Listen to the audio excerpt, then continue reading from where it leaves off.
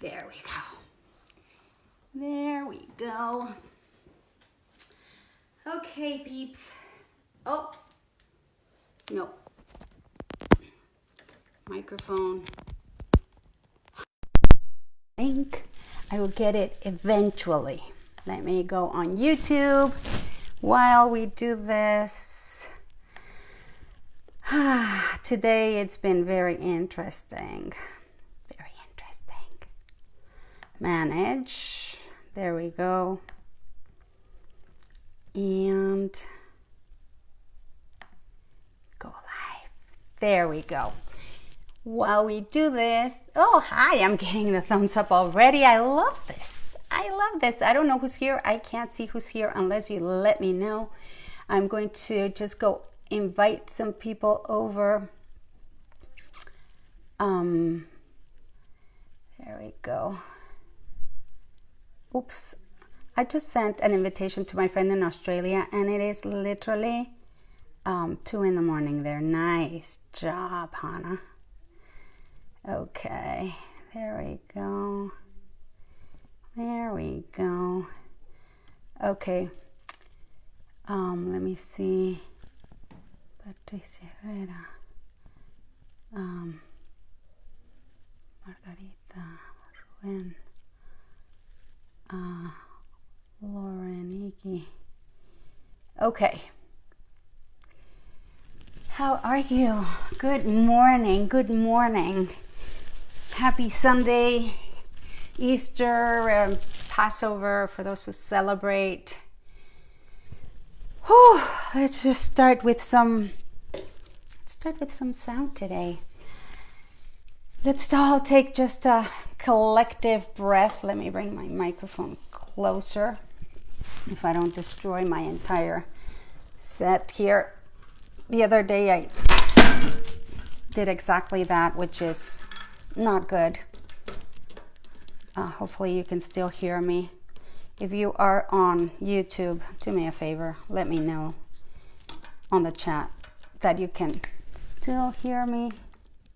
Hello? Okay. Hold on. Let me just check the sound here, because I have a tendency of, there we go, USB. It says it's working. Okay. Hi, yes. You can hear it. Hi, Lauren. Yes, yeah, I'm mic'd up on here on Facebook through here, and I have my studio mic, my whole system from which I work out of set up. And the other day I was on the summit with Claire and I dropped it, and now I just moved the thing and I dropped it again. Yay for me. I'm a little klutzy. So let's go ahead and take a collective cleansing breath, because the energies are all wild, and I am an empath, and I'm sure a lot of you are too. Thank you for the hearts. I love you, Lori.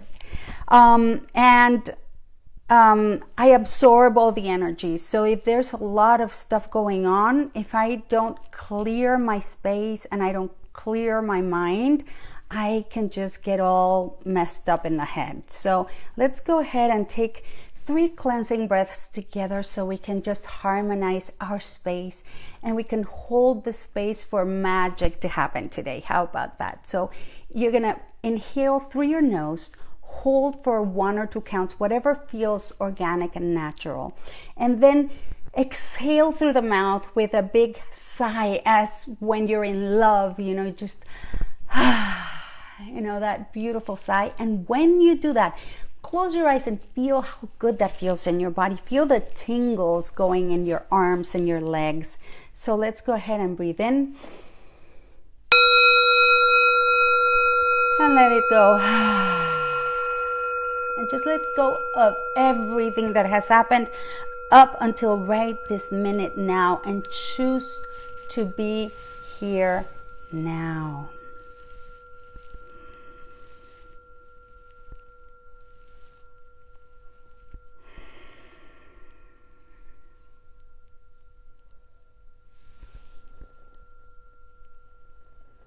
don't know if you hear it, but it's still going. Take another breath.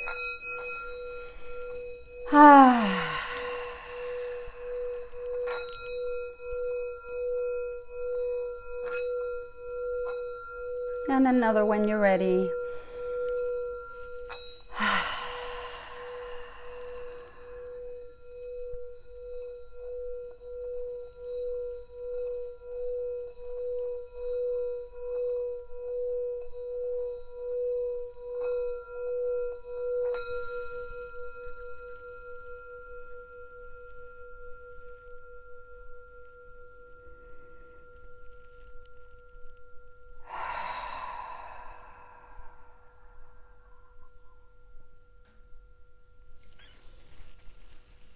Okay.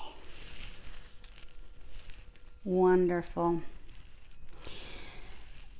So, I have been connecting with the energies of people who are alone. There's so many things happening while we're all in this confinement, right? I'm just expecting the lions and the elephants to just pass by my window and look inside and say, hey, gotcha. Because we certainly deserve it. But that's another story. It's not the theme for today. The theme for today is you are not alone. And I will go speak to whatever energies I feel are stronger in the moment.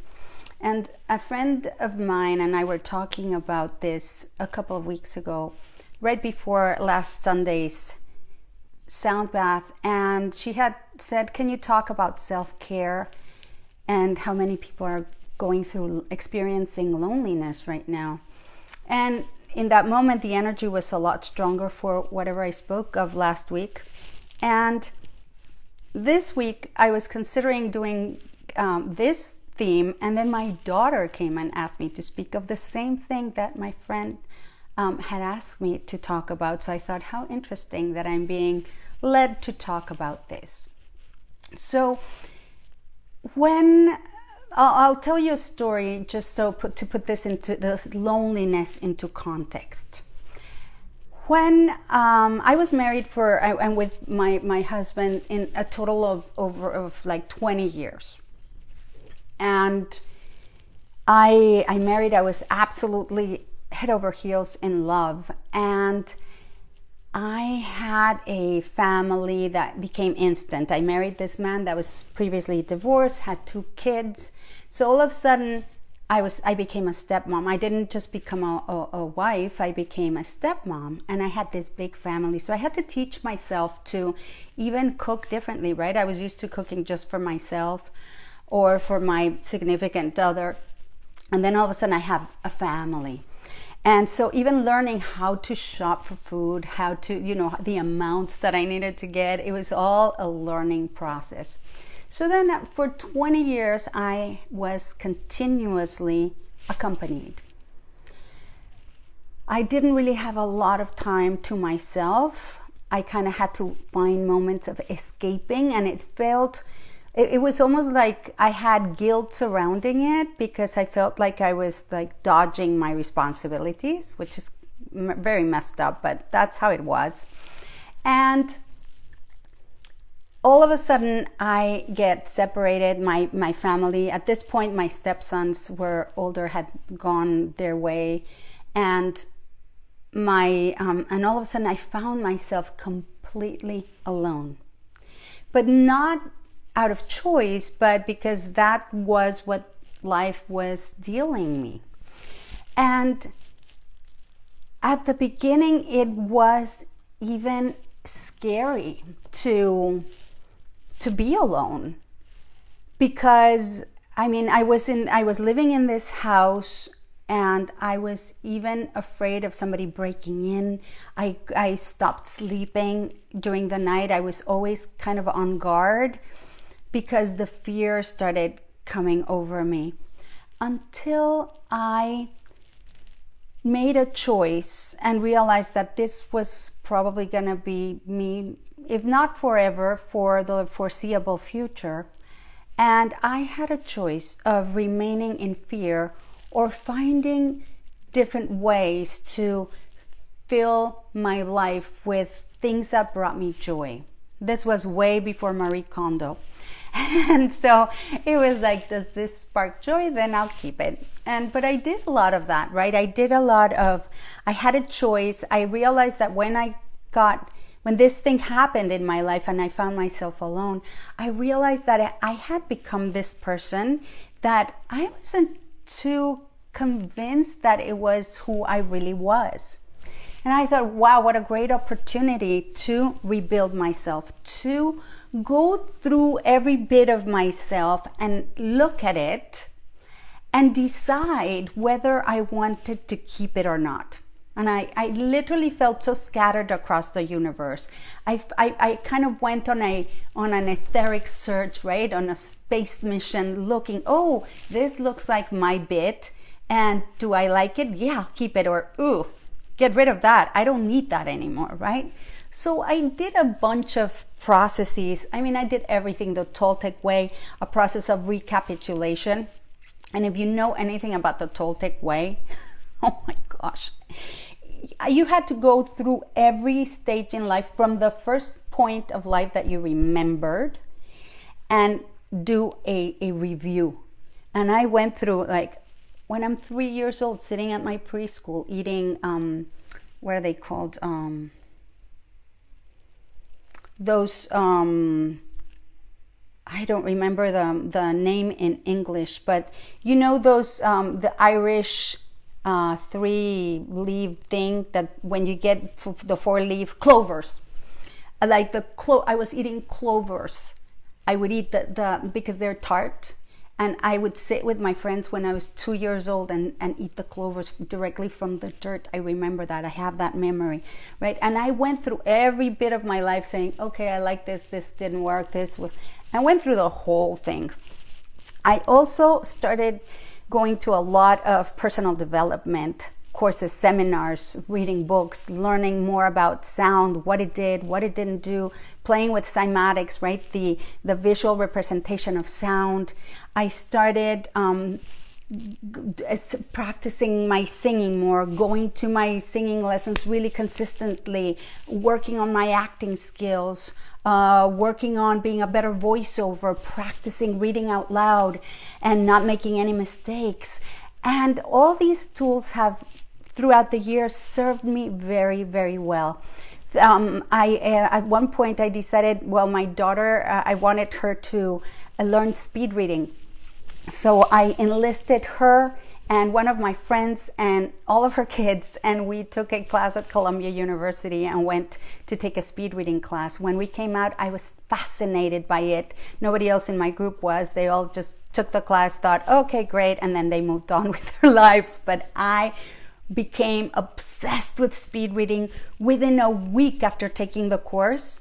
Literally 6 days after I took this course, I was back at Columbia University and I taught my first class. My first thing that I ever taught in front of 150 people, because I took this class on a Sunday.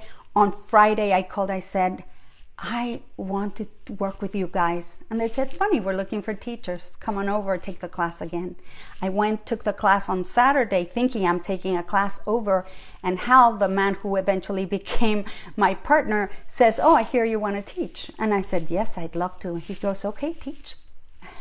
It's like, excuse me, what do you mean? What do you mean teach? He's like, yeah, teach the group something. And so I ended up teaching a tapping exercise, because it was a long story, but I ended up doing a tapping for speed reading. And I got up, I did this thing, I got a standing ovation, and at the end of it, he said, you're hired. And from that day, I never left. And the next 2 years, I was every weekend, Saturdays and Sundays, I was teaching speed reading, and it was like an amazing time.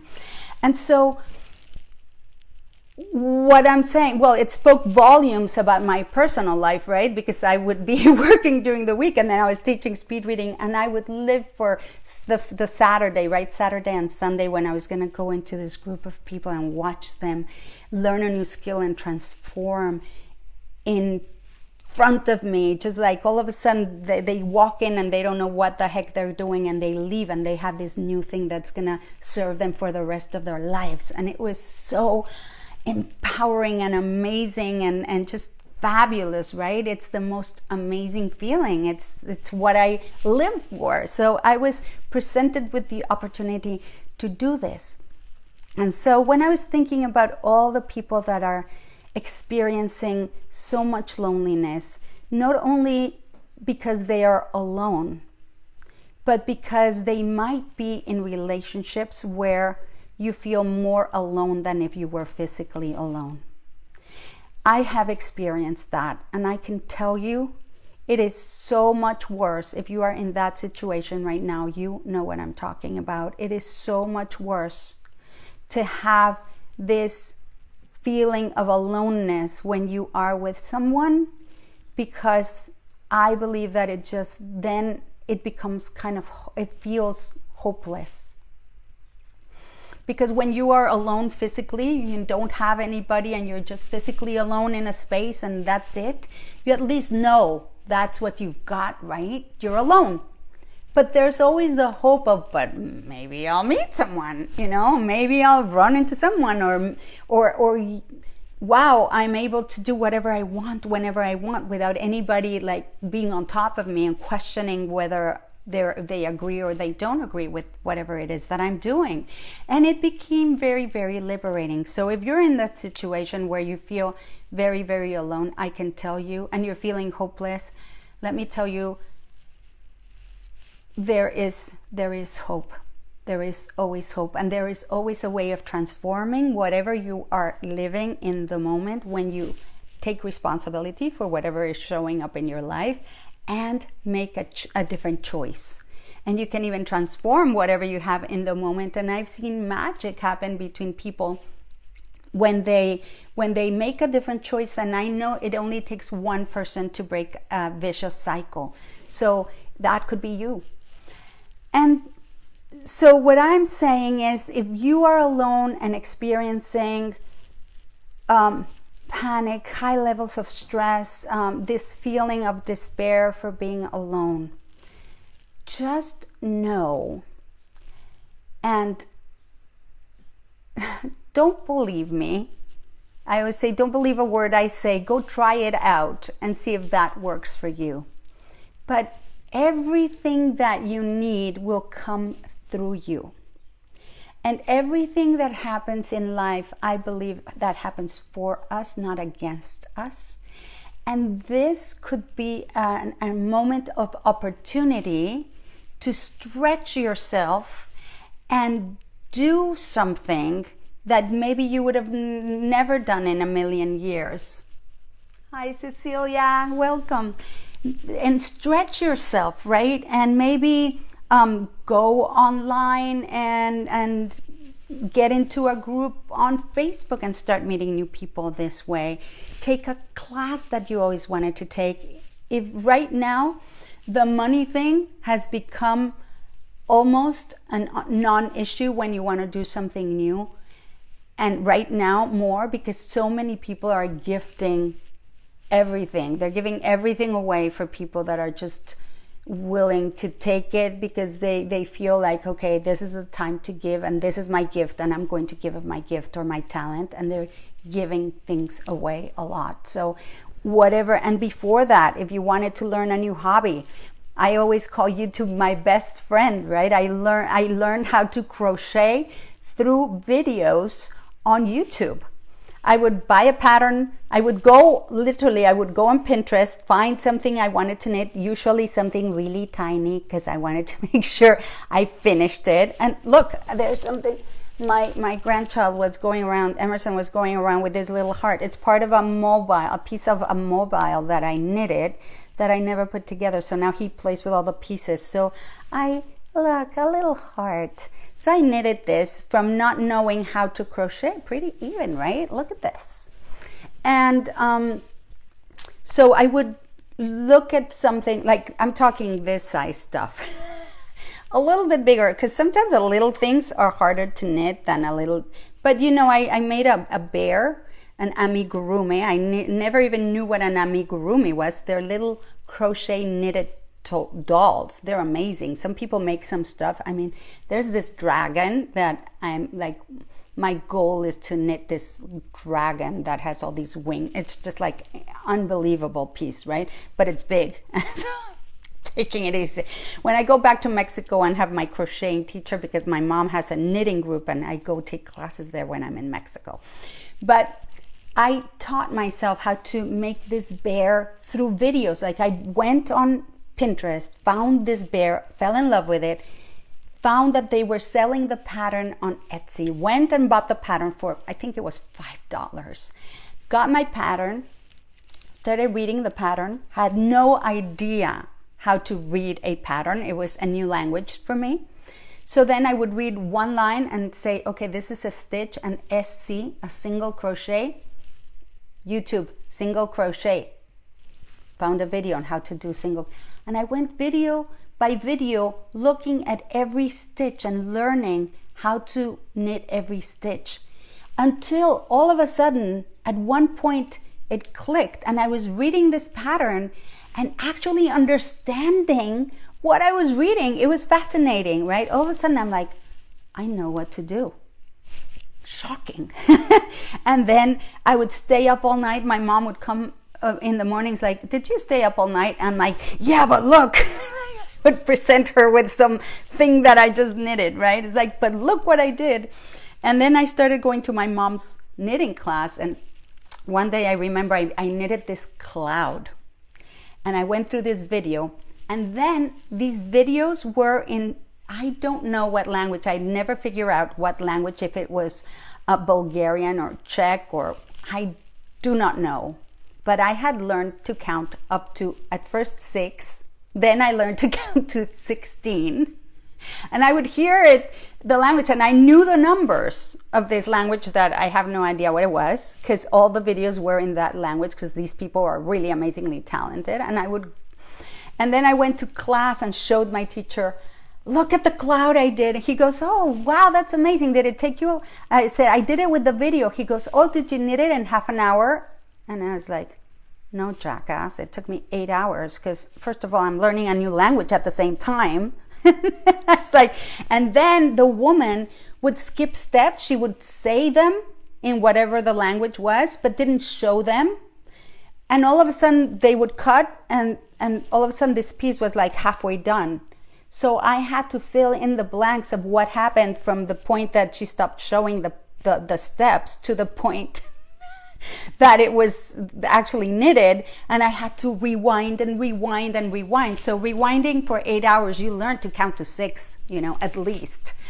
And so it was like, thank you for your support. It took me 8 hours to knit this cloud, but now I know how to knit clouds. And so if you are feeling alone or stressed, I invite you to take your energy off and your focus off of that, because we go into what I keep calling the rabbit hellhole. So the more you focus on what's wrong, how stressed you are, how panicked you are, how depressed you are, it starts going in one direction, right? The spiral keeps going down, and it's not necessarily a feel-good direction. You start feeling worse and worse and worse and worse. And when you get to the bottom, eventually we hit bottom, and then there's no other way to go but up. But I believe that there's no need to go all the way to the bottom if you become vigilant about your thoughts and notice, oh, I'm going down the rabbit hole again.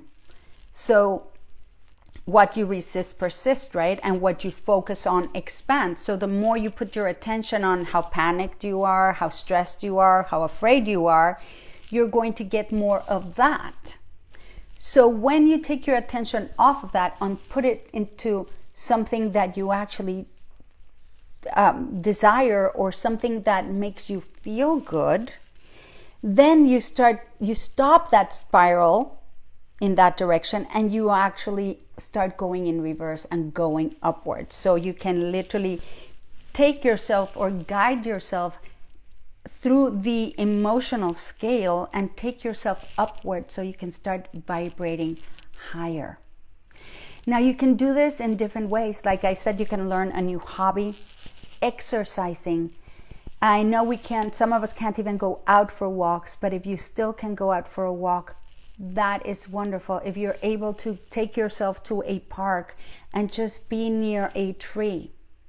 Like if I'm desperate, I know I can just walk outside my door and I have a tiny little tree out front, and I could just hug my tree for a second, and that will calm me down. Doing online exercising through online programs helps a lot. I am doing a 21-day boot camp thing that I'm doing with my friend.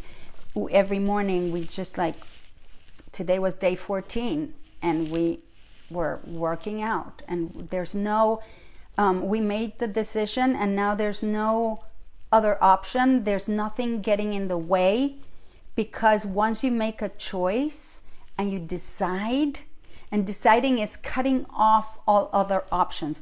That's what the word decide means. So when you cut off all other options, and there's nothing else but that you've chosen, then it just happens. And it's amazing how everything will start to bend to your will once you make that decision. For example, even my grandson, right? He screams, he yells sometimes, stuff. When I've decided I'm doing my workout, I will sit him on the chair and say, I'm working out right now. And he knows it, and he like figures it out and watches TV or runs around with me or watches me work out or does whatever he needs to do, because he knows that for 25 minutes, he will not have my attention.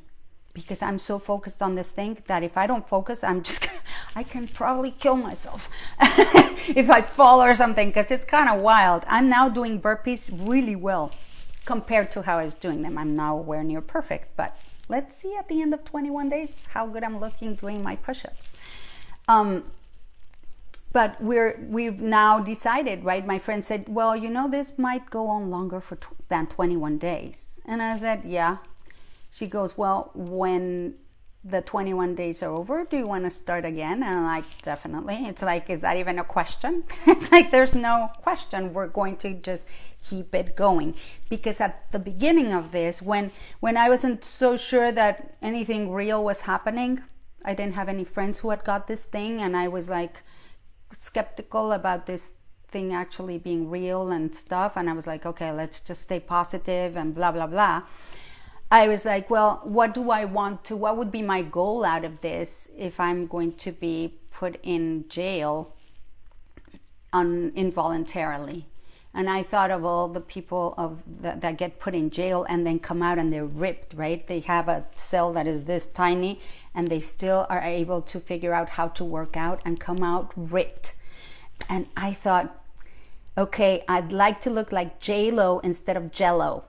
So my thing is, like, by the end of this, I'm going to look, obviously not like her, but I'm going to be fit like Jell-O. No, like J-Lo. I mean, Jell-O was before. So it was my thing, right? So I said to my friend, do you wanna look like, because she's Colombian, I'm like, do you wanna look like Shakira? And I look like J-Lo. So we decided we are going to do our workout every single day, and we just do. So when your mind is going crazy, a very quick way of calming your mind is through your body, because we cannot calm our mind from the mind. Einstein said that you cannot solve a problem from the same level or place where it was created, and I'm paraphrasing. So I finally understood it when I realized that I cannot calm my crazy mind by thinking my crazy mind away, or thinking thoughts of being calm when my mind cannot even be accessed because I'm like in fight or flight. Maybe my primitive brain has been activated and now I'm in fight, flight, or freeze, and then I'm like deer in headlights kind of situation, or panicking or stressing or hyperventilating or not getting enough oxygen in my body and just like feeling like I'm going to pass out any second. That's not the time to start thinking, oh, home and peace and love. And you can't think your way through it, but you can have your body do something that will indicate to your mind that it's okay to calm down, that you are safe. For me, the one exercise I always teach that has been life-changing is simply to smile. Fake it till you make it. And I know a lot of people hate saying that, but I am telling you, when you smile, and if you can't smile, you literally, I don't have a pen here, and this is a little bit too big, but you stick a pen or your finger in your mouth and do this for 17 seconds. 17 seconds, it's all it takes. You can put your timer on and do that. When you do that, even if you're angry, you activate what is called the risorius muscles, the laughing muscles, right? It's the risorius. And you send a signal to your nervous system telling it can calm down because you're happy. You hold your smile there, 17 seconds. Even if you're clenching your teeth because you're so angry, stick a pen in your mouth, hold it. If you want to create a more sustaining and lasting effect, you can hold it for 68 seconds, and eventually your blood pressure will go down, your heartbeat will get regulated. There's a lot of physiological things that will happen in your body that are good. But 17 seconds will stop the cortisol and the adrenaline from flowing into your bloodstream and will generate the feel-good hormones to start flowing instead of, and you start calming down and you start feeling peaceful. And that alone has literally changed my life, because when you train yourself to smile and you wake up and you smile, even if you don't want to, then even your days start becoming better days. So practice that at home. I assure you that you'll notice, you'll feel the difference. And when you start feeling better, you'll start being able to maybe explore getting yourself uncomfortable. Because when our success lies right side of our comfort zone. And I'm getting the thumbs up and the hearts. I love it on Facebook. I love it. Thank you very much. And when we step outside of our comfort zone, the gifts are right there, right? We can find new friends. We can find and we can start to create a life that we may have only dreamed about. But if you're dreaming about it, it means it's available to you. Because I don't believe that the universe, or what I call God, would be so cruel to have you dreaming of something you cannot have. It would be so cruel. And I just don't think that that's the purpose of it. I think that it is there for you, but sometimes you have to really stretch yourself and say, well, I really would like to have this. And then just like take the steps and listen to your inner guidance and go within, start meditating. If you feel alone, meditation will bring you into that place of knowing that you are whole. I've been meditating for over 30 years, and I'm telling you, this way of meditating that I am now teaching is quick, it is effective, and you very, very rapidly go into knowing your worth, knowing how powerful you really are, And it allows you to really start listening to your guidance and knowing that you can grow yourself to fit in the shoes of someone that would have whatever it is that you desire.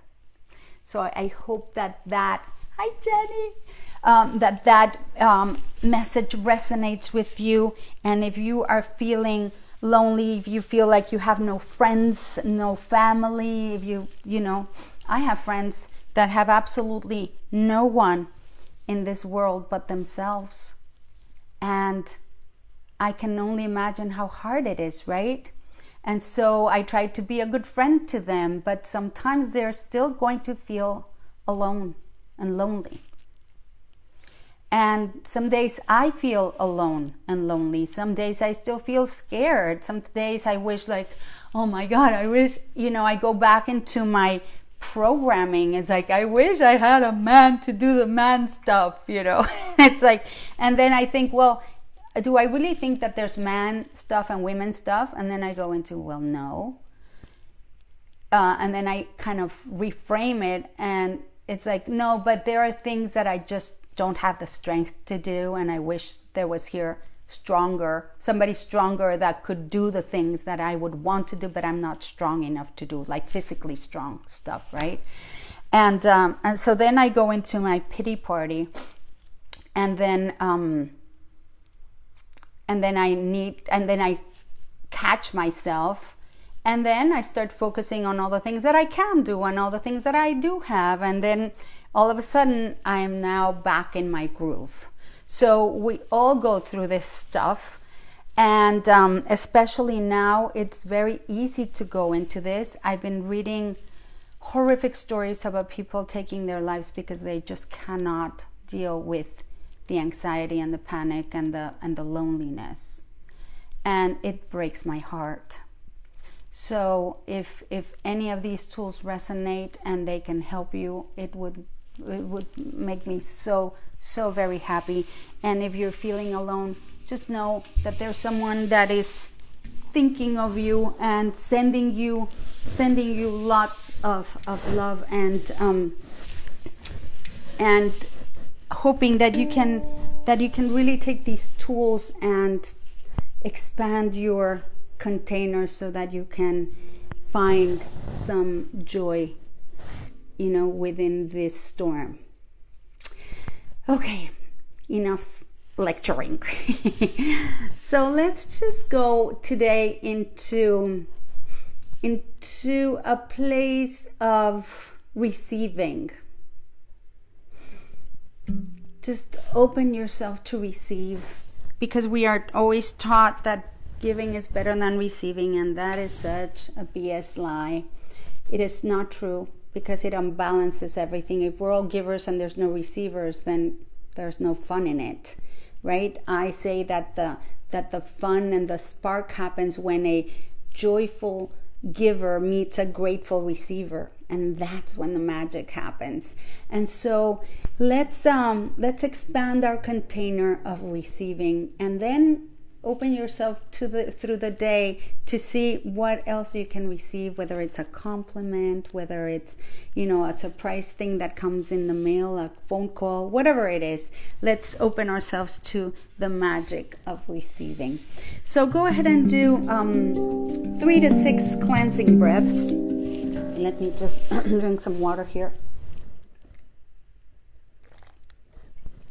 If you've been with me before, you know that if you're sitting down, your feet should be flat on the floor. Do not cross your legs or your arms. And your hands can be placed on top of your thighs in a receiving and an open receiving position. If you feel like you want to soothe your heart and give yourself some love, what you do is with your right palm, because we receive with the left, right? And then we give with the right. So we keep our left palm on our thigh, and we give to our own selves with our right palm. And then eventually, if you want to just bring the arm, the other palm down, or you can just keep it on your heart center. And then If you would like to do this with eyes closed, eyes open, it's your choice. Whatever feels good to you, whatever feels best, try them both and see what feels better.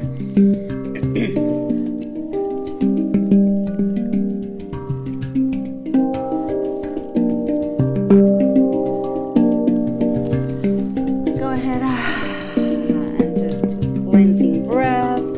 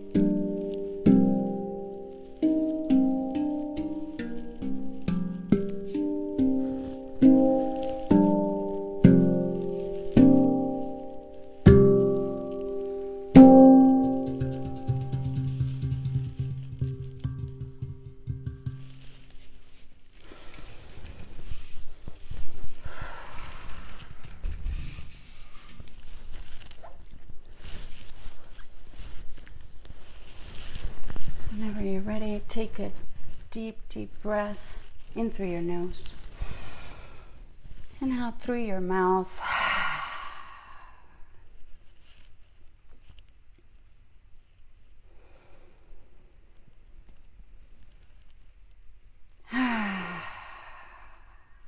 And whenever you're ready, start wiggling your toes, shaking your hands, and stretch, stretch, stretch. You can open your eyes if you haven't already. Give you a moment to come back.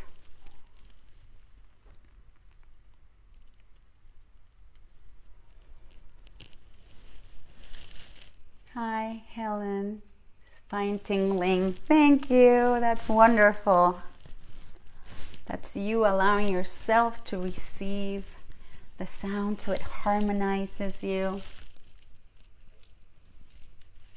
Hi, Sarah. Wonderful. Thank you. Hi, Roberta. Thank you so much. So I hope you're feeling good and revitalized and loved. Just know that there is something that has your heart pumping, your blood flowing. I call it God. You can call it whatever it is that you want, the ether, the universe, whatever. But something that got us here, didn't just dump us and say, go figure. It said, go ask and you shall receive. And whatever you ask for, it has already been given. I am no Bible scholar. I'm not religious. But I know these things to be true because every time I ask with gratitude or I give thanks for already having received something with so much gratitude in my heart, they kind of materialize from the ether. So, hi, Alan. Mari, so good to see you. So, just know that you are loved, because otherwise you wouldn't be here. I've heard through the grapevine that there's thousands of souls wanting to come into this dimension. Whether it's true or not, who knows? But if it is true, you've already won the lotto because you're here. So you have to do nothing. You already won. You're already here. Learn to, or actually not learn, but remember that you are a human being and not a human doing. And we're not here to do and go on the hamster wheel and then get knocked off by something like this and then realize you've been on the hamster wheel all along and you've gone nowhere. It is not a good feeling to have.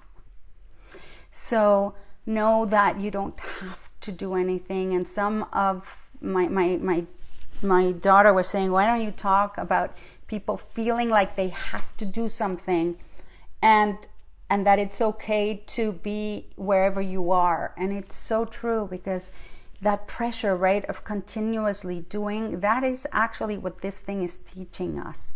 It's teaching us to go back to our roots, back to what works for us.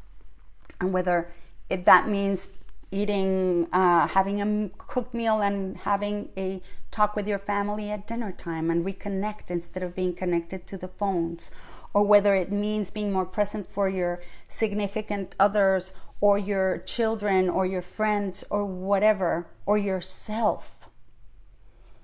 It means different things for all of us, right? Each one of us have our own thing that we could work through at this time. Whether it means to learn how to connect to your inner self so that you know that you are not alone. Whether it means calling an old friend and rekindling a friendship. Whether it means just sitting there and vegging for a little bit. It's okay. When one learns to just listen to our inner voice and know that there's a time for sowing and there's a time for reaping, right? Not all the time it's about doing. Sometimes we just gotta sow our seeds and then wait for them to sprout and for them, the plant, to grow and give us the fruit. And we keep continuously thinking that digging the seed out to check if it's sprouted is going to accelerate the process. And what it does is it kills the dream. So sometimes you just gotta chill and just be grateful for what it is that you have in the moment now. Gratitude goes a long way. It's like the magic fertilizer, right? And when you do your sit and learn to just sit still and receive, that will bring you into the eye of the hurricane. So no matter what is going on around you, you can go into that place of peace. You can connect to your intelligence, disconnect the part of the brain that makes us stupid because it's trying to keep us safe and protected, and be able to have clarity and make decisions that will serve us. Anyway, if you are looking to create a new habit during this time and would like to learn to meditate the way that I teach it, where the meditation actually does you don't have to do much except for make a decision and show up every day for 21 days. Come and join me. I'm going to start a new meditation class beginning this Monday. I think it's the 20th, April 20th. It's our first day, and we're going for 21 days. We're doing sets of 21 days. In numerology, 21 is the number for change, for transformation. So that's what we're looking to have, right? A transformation and the creation of a new habit in your life that will serve you forever. Trust me on that one. I tell you, don't believe me, but on this one, trust me. When you create the space for you to go within, even if it's 10 minutes, 5 minutes, it creates a cumulative results that will start showing up in your life and sprouting all these new growths and flowers that you're going to be so amazed and happy.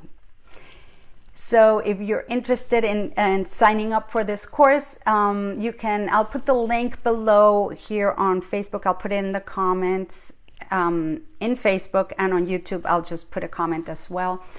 And it's called Meditate with Ease.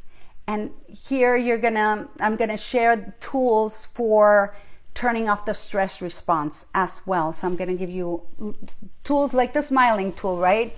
And just easy tools so that you can be in control, and you can be not necessarily in control, so you can direct your mind. You can be strong in the mind, strong emotionally, and strong spiritually, and you can become the master of your destiny.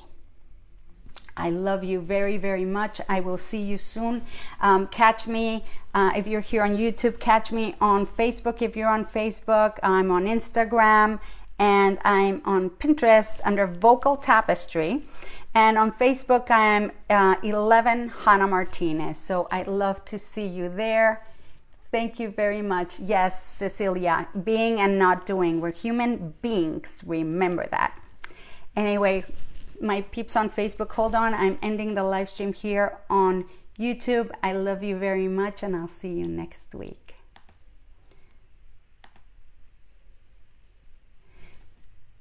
There we go. All right, guys, thank you for being here this morning once again. Catch me later throughout the week. I am going to be giving you more tools and sending you lots of love, doing a little bit more sound healing. And thank you so much for being here and supporting me on this.